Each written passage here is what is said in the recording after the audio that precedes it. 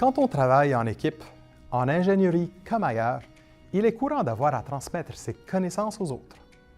Que ce soit pour expliquer un nouveau processus à des collègues, pour transmettre les rênes d'un projet dont on était jusqu'alors responsable, ou encore pour apprendre à un client le fonctionnement d'un équipement.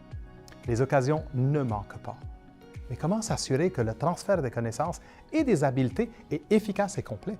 Je m'appelle Georges Helou, éveilleur de leadership. Je vous présente les 5 étapes du coaching technique et je vous donne 3 trucs pour les mettre en œuvre efficacement.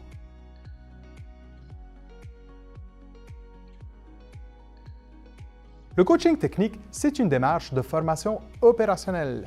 On l'emploie particulièrement pour transmettre du savoir et surtout du savoir-faire.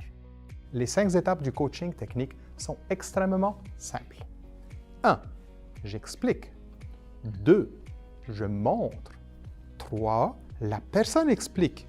4. La personne montre. Et 5. Je donne une rétroaction.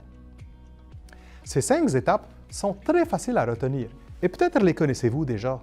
Mais bien souvent, dans la pratique, on se contente de la première étape. On explique, on demande si c'est clair, si la personne a des questions, et puis, ça finit là. Malheureusement, expliquer, ça ne suffit pas. Pour vous assurer que le transfert des connaissances s'est bien effectué, c'est très important de prendre le temps de respecter les 5 étapes. Expliquer, montrer et demander à la personne ce qu'elle a compris. Si la personne est capable de vous expliquer dans ses propres mots ce que vous lui avez appris, c'est qu'elle a déjà commencé à l'assimiler. Même chose si elle est capable de répliquer vos gestes. Ces 5 étapes, vous pouvez aussi les étaler dans le temps. L'intégration des connaissances pourra être grandement facilitée si vous laissez du temps à la personne pour qu'elle se les approprie et qu'elle les mette en pratique. Enfin, ne négligez pas la rétroaction. C'est une étape essentielle où vous devrez évaluer le transfert des connaissances et mesurer les écarts s'il y en a. Adoptez une approche constructive.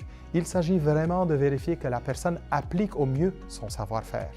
N'oubliez pas, votre objectif est de la soutenir dans la maîtrise de ses compétences.